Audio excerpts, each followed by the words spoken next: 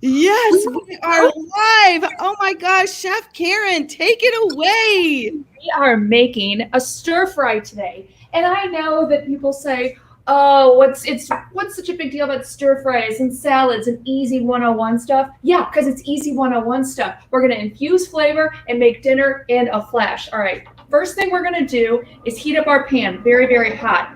Okay? And by the way, we're also using not tofu, not beans. We are using Butler soy curls today. Have you used Butler soy curls yet? Paige, have you used it? Not yet. I'm so excited to see how you do this. I have some of these in my refrigerator now, waiting to be cooked up. So this is the bag. The brand name is Butler Soy Curl. They're non-GMO. All this is the non-GMO or a package of non-GMO is shown to you. They're not attractive. You're not going to win friends right away, but you will eventually. Okay, so these are just dried soybeans. That's it. They picked them, cleaned them, dried them, packaged them. That's it. So that's the only ingredient here. Now what you're going to do is you're going to hydrate these little suckers. And I've mixed up, or I whisked together some vegetable broth and some poultry seasoning.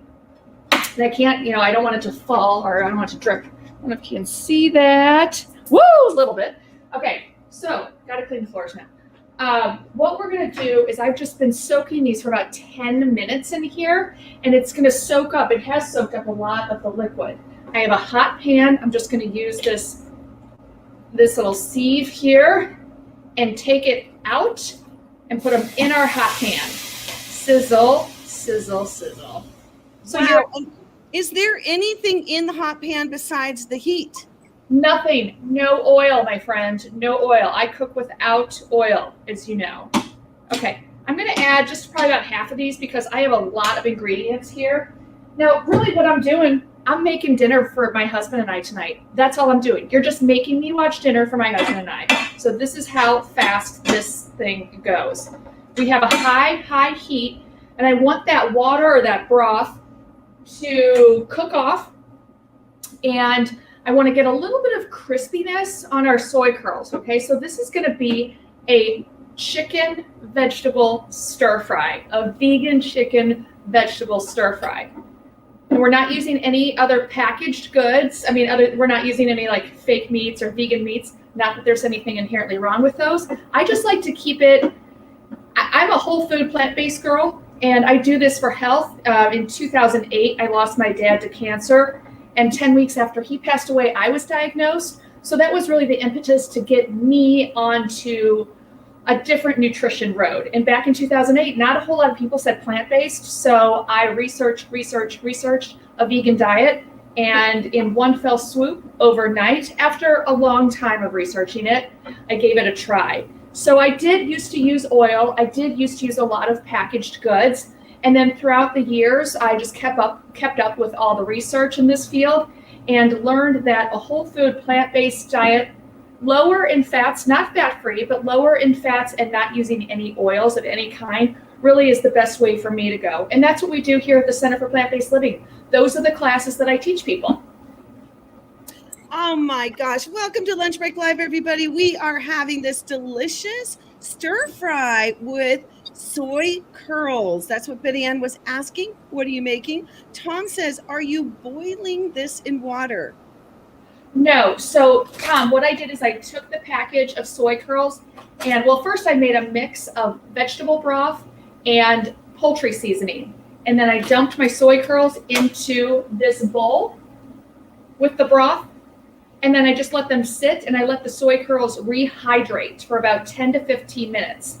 Then I used my little sieve here and put them in the pan. So right now the broth is cooking off and I'm cooking up the soy curls, and I just want them to get a little bit brown on the edges, just that little crispiness. They also tear very well, so it's almost like chicken. It has the same consistency as chicken. And I know that some people think, oh gosh, if you're, they almost can't stand it because it's like, oh, it's the real thing. So it really does have the same texture. But if it's too much for you, if you don't like that texture, if that still kind of like grosses you out, you get it, I would use either tofu or beans in this. But that would be the only swap out. You'll do the same thing all the way through the rest of the recipe. And Sorry, go ahead, please. Oh no, I was just gonna say, in a few minutes, I'm gonna add bell peppers, carrots, asparagus, and I had a few extra jalapenos floating around here, so I cut those up and I'm gonna throw them in as well. So we are coming to you live from St. Louis, Missouri, USA, where Caryn Dugan, who has been vegan for how many years now? Since 2008. Okay, you all, we're talking old school right here. OG. This right, is so exciting. I want to say hi to some of your fans while we're cooking this up. We've got Miriam in the house, Rebecca coming to us live from Texas, and we've got Tom from Chicago. Isabel, how are you doing? And we also have Betty Ann Cornwall and a few others. Hi, Dominique. Ooh, Dominique's coming in from Canada. If you would like to tell us where you're from, write it in the chat. This is so exciting. Miriam says, wow, I happen to have fresh asparagus too. She's so excited about making this. All right, take it away. All right, so I'm just adding some large handfuls of my veggies. Again, not everything because I'm making a lot of food. I'm gonna have to do this in a couple batches. So all I did was just throw in my vegetables, okay? And we want these to cook down. Now, a couple of things. Because I'm not using any oil, I'm gonna lower my heat to a cooking temperature, which is gonna be medium high. Now, because we're not using any oil, the water on the bottom of the pan will escape. That's the steam that you're getting, right? So you want to deglaze, but you can deglaze with, if you just want to keep a little bit of water off to the side, that's fine. Or you can just use the broth, your soaking broth. You can hear that sizzling? What you're going to do now is just deglaze. I was getting a little bit of browning on the bottom of my pan. That's no big deal. You're going to use that water or broth to deglaze the bottom of your pan. Just give it a couple nice pushes to get that browning up off the bottom of the pan and fold it back into your food. It's just going to add more flavor. So I've turned the pan, the heat down just a little bit, and now I'm going to cover it so that I can cook those vegetables. Now we need a really nice, yummy sauce. And over here to our side, I have a bowl, and we're going to add a little bit of rice vinegar. You can use seasoned or unseasoned, totally up to you. And then we're going to add some coconut aminos. I really like coconut aminos because the sodium content is a lot lower than soy sauce and even Bragg's, but it's totally up to you. This is just the savory component that you want to add to it. Okay, then we're going to add in a little bit of sweetness, and I'm opting for maple syrup because I like that butteriness, those undertones. You can use date paste, agave, whatever kind of liquid sweetener you like. Okay, now I am going to go over to my freezer. Give me 2 seconds because I keep 2 things in the freezer, and I'll tell you why in just a second. Welcome to Lunch Break Live, everybody. It's great to see you. We are coming to you live from St. Louis, Missouri, the Center for Plant-Based Living. And as you can tell, Caryn is comfortable in front of the kitchen, in front of the camera as well. And what a gorgeous kitchen. Are you right there live from the kitchen in your center? I am at the Center for Plant-Based Living's kitchen right now. Yep, actually, my husband and I built this place in 2019 when we opened up the doors. So it's been, even through COVID, I was doing videos through here. So this place has never really gotten a break, thankfully. Well, yes. And, you know, more and more people are definitely going plant-based for their health. And being that is where you come from, this is so essential, so important. Now, Betty Ann wants to know, what are your thoughts about sweet curls? Is that processed or is that healthy? Have you heard of sweet curls? I don't know what those are. Do you know what those are, Paige? I've never heard of them. So yeah, write in the chat what that is. Could you use miso instead of amino acids, says Dominique? I think that would be excellent. Yes, I think that would be an excellent addition or substitution. The only thing then is that you're going to lose the probiotic effects because you're going to be putting that eventually into a hot pan. So even though the flavor will be there, if you're also looking for the health benefits will not be there later on. But that's okay. I mean, super great on the palate. So miso, yes, great choice. And thanks for the idea. Okay, so we got some clarity. Betty Ann actually meant, what are your thoughts about the health of soy curls? Are they indeed healthy?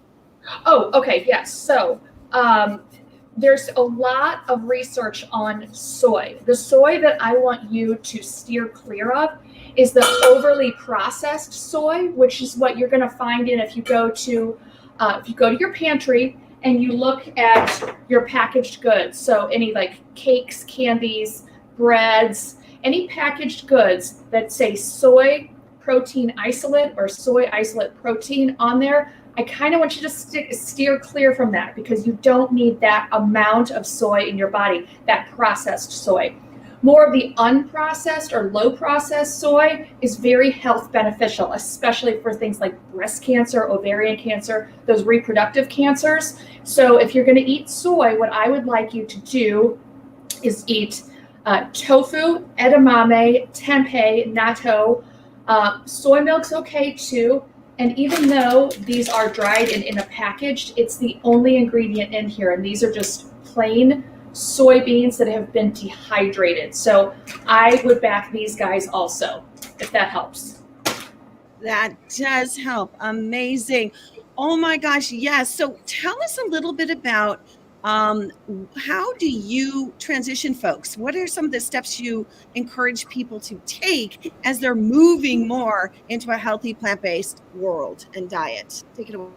There are two movies that I really encourage everyone to see before we get into the nitty-gritty of things. And I'm just so grateful that these movies exist because it helps people like me, coaches and instructors like me. The Game Changers, and also Forks Over Knives. Those two movies will give you a great rundown of what a whole food plant-based diet can do for you. And then from there, okay, great, you've watched the movies, now what? So come to a class virtually or in the shop and we get down to the nitty-gritty. I do a lot of 101 classes to really get you on your way.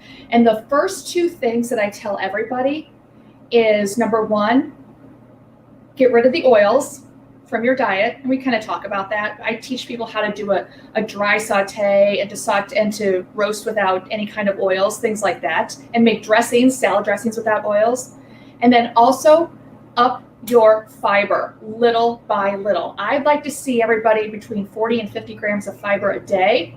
But if you're coming from a standard American diet, I want you to do it little by little by little by little, and eventually get up to 40 grams a day. So I'm not saying don't eat meat, don't eat dairy, don't eat all these animal products, because that's just a whole lot of negatives. Let's focus more on adding more plants to your plate, adding more fiber to your plate, and then pulling the oil out. And there you will see a shift in your plate, and you will start to feel a lot better.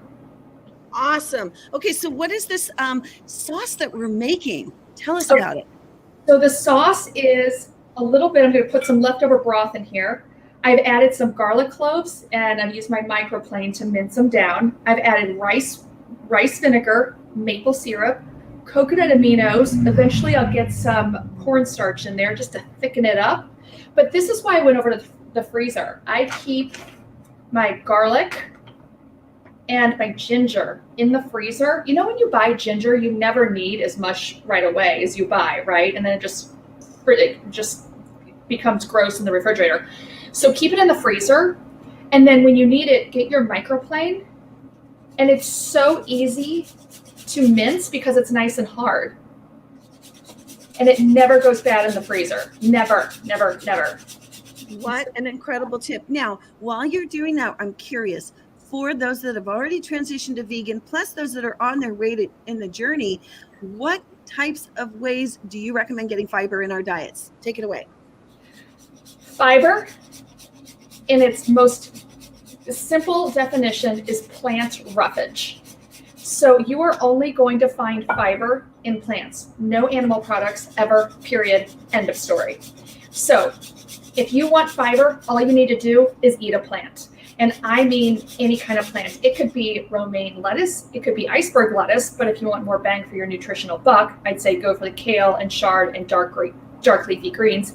Anything, beans, avocados, nuts, seeds, tubers, any plant, anything that comes up out of the earth is going to have fiber in it. You cannot get away from fiber if you eat plant-based, okay?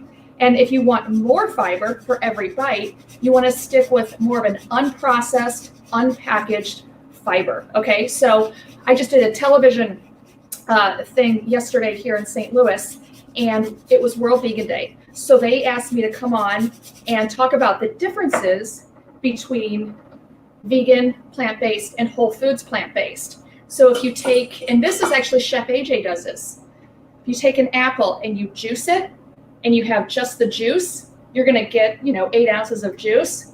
There's hardly any fiber in there. There's a little bit, but not a whole lot because we've just squeezed it all out of there. Now you could go to an applesauce, and that's gonna be plant-based. There's a little bit of fiber in there, but it's still a pretty highly processed food. The entire apple, that whole 100 calorie apple is probably gonna have about 3 to 5 grams of fiber in it.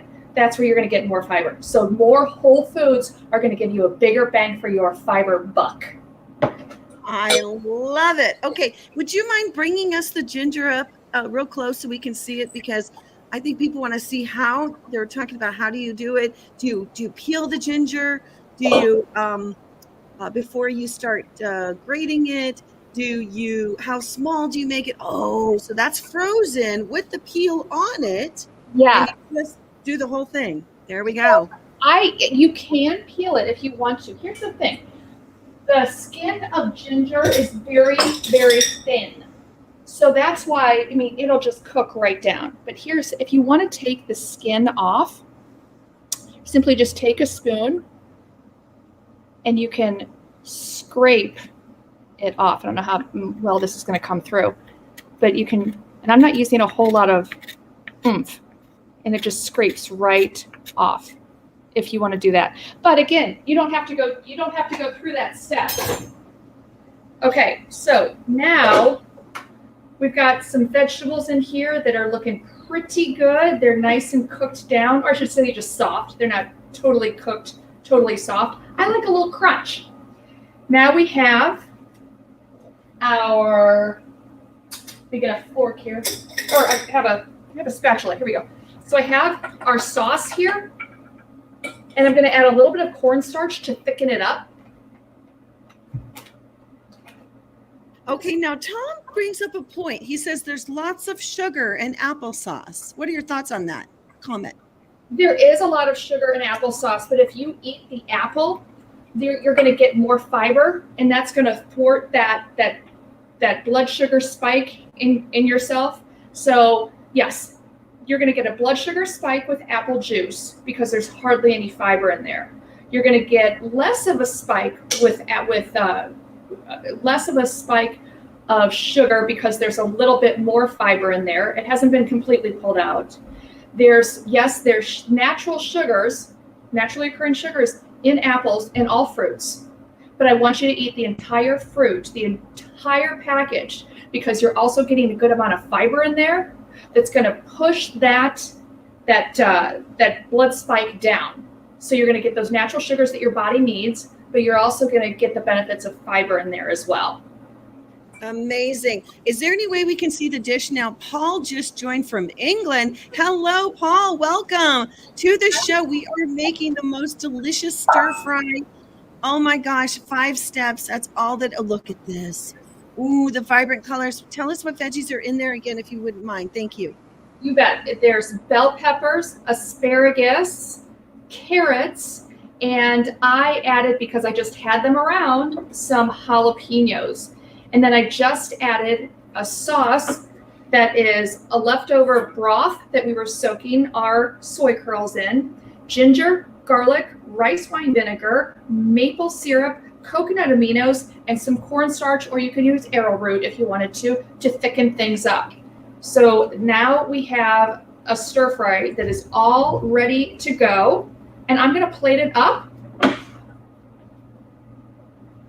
Oh my gosh. Are we not excited about how easy this is? So you definitely recommend the soy curls, the ones that are not processed, the most whole food that you can find at the soy curl. And then you add in all your sauces and you soak them. Oh my gosh. Look at this, everybody. Abundance, deliciousness, perfection. Wow. Now I'm going to add just a little bit of sesame seeds. Sesame actually is going to have a pretty high ratio of calcium. So you're not eating any dairy, you're not drinking the milk, but you are getting your calcium if you're on a plant-based diet from sesame seeds and dark leafy greens. And actually tofu has a good amount of calcium as well. Now I'm just going to take my scissors and my green onions and just give just a little bit of onion love, and there we go. So, okay, you just saw how fast all of that was, and come on, Tuesday night dinner does not get much better. You can add some noodles or rice if you want. I like it just like this. Amazing, Caryn. We appreciate you so much for being here on Lunch Break Live. Everybody, we're going to get this recipe. Plus, you can print out recipes and share them from janeandjane.com. You'll find this recipe plus the show embedded and more photos and fun about what Caryn is up to. Y'all, give Caryn some love. We just appreciate you so much. Last parting words for you coming from St. Louis, Missouri, from your incredible plant-based living center. Last words over to you. Come on in, beam us up for a class. We have classes every month, and the virtual classes that we do are really interactive. I love it when people cook with me, because if you cook with me during a class, by the time class ends, dinner's on your table. Awesome. And tell people how they can find you, please. Pardon me. I'm on all the socials, and the website is CPBL for Center for Plant-Based Living, cpbl-stl.com. And STL means St. Louis. cpbl-stl.com. All right, everybody. Thank you again. If we could see the dish one more time, just stay right there and just show her wherever you want to be. Phenomenal. We love you. Thank you, Caryn. Again, everybody, we appreciate you watching us here on Lunch Break Live. Catch you next time. Bye.